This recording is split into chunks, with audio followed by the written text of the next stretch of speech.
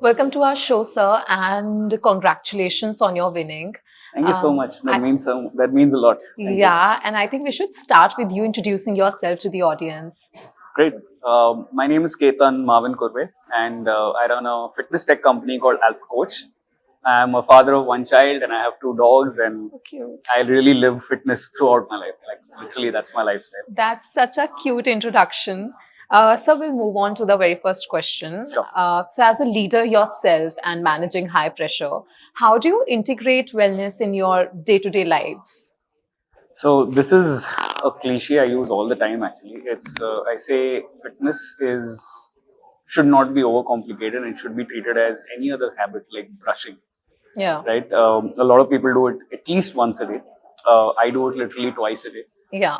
So I have a 14 session plan for 7 days a week, which is basically running in the morning, getting some activity, movement, and then I do some sort of weight training or at least play a sport every single day. So literally spend about 2 to 3 hours moving because that's what really keeps me sharp. It keeps me energized, just keeps me on high dopamine, Yeah. which helps me through the day also, right? Because otherwise, if you're feeling low, and the other ways to get energy is to maybe get a lot of caffeine in or try and get a lot of external stimulants. Yeah. But I try and do this internally and actually keep myself charged at all times. And I think that's the right way to keep moving, to be constantly on the go. Seems to be working for me from now. Evidently, yeah. So moving to the next question. Was there a turning point in your life which made you realize the importance of fitness and well-being? It was actually. So I was, until 2021, I was in financial services. Okay. But on the side, I had always wanted to get fit and actually opened like a gym in Mumbai. And then I attended an event in 2017 by a very big brand. And I realized that despite having trained for many years and despite thinking that I used to be fit myself, I looked like I was one of the most unfit people in that entire event of maybe 300-400 people. Okay. And that's what I don't know, flipped a switch somewhere. And I said, I cannot be like this anymore. I need to look like I work out. I need to look like I train. I want to be fit and really strong. And that's what just flipped the switch. And that's what got me to really get in and understand what it takes to become fit. And before my 40th birthday, which was in 2019, I at that time saw my six packs for the first time. And I said, and I literally, documented it with a photo shoot. And did it at that time. That's such a wholesome moment for yourself. Congratulations. Thank you. And as you just mentioned that you have turned 40 very recently. So it's almost 7 years back. 7 years back? 40, I'll be 47 in January now. Okay, my bad. So I think coming to that question, how has the definition of success evolved for you? Like once you have crossed 40s, once you have turned 40? Success in life, you mean? Success in life in general, like the success in life in terms of as a person, as a well-being, as like growth and mentality, like how is basically I think a lot of perspectives change. Yeah.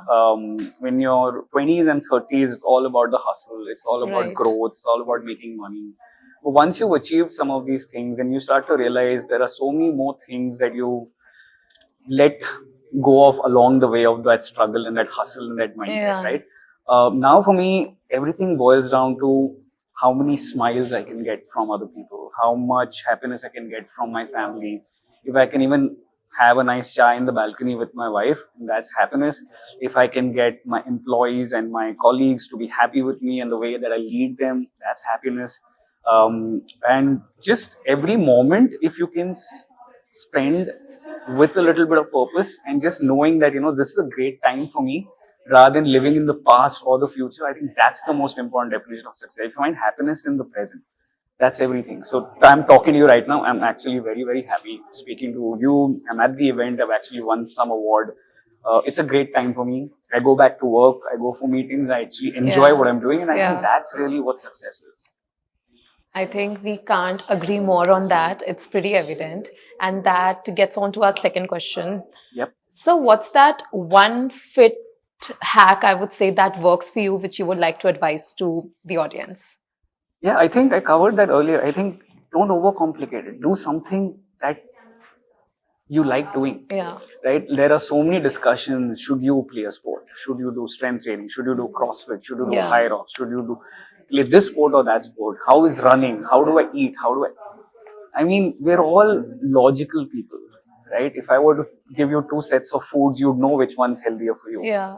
If I were to tell you that, you know what, you should go out and train, you know it's good for you. Correct. So if you just do what's needed in life, I think that's, and you know there's something that you can stick to, I think you should just That's go out great. and do it.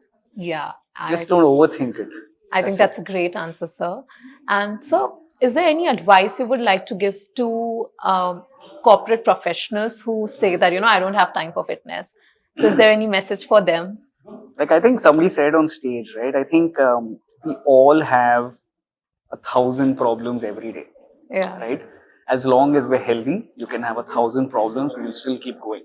Correct. The minute you've got a health problem, all the other problems disappear. Everything disappears. The only thing you want to do is get better, get back home. If you're in a hospital, you're this thing, or you're unwell, you're bedridden for whatever reason. That's the only problem that will play on your mind.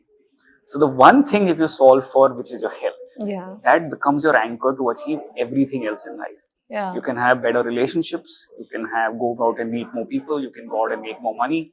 So everything is in your body, and treat your body like you would treat your favorite device, your favorite car, your favorite house, whatever it is that you have such prized possessions in life.